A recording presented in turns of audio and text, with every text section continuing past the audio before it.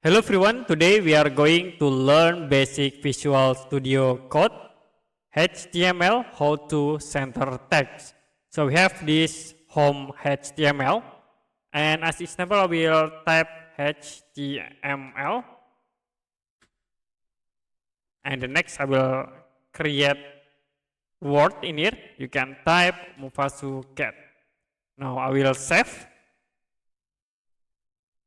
And then you can open into your browser. So the text will be set into the left.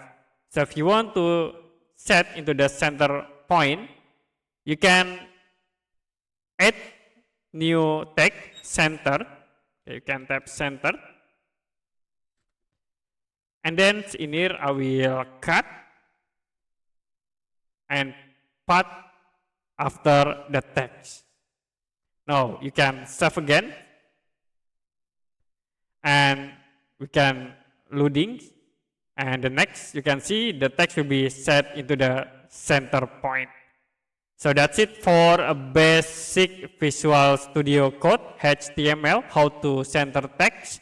If you have any question about tutorial, you can comment below this video.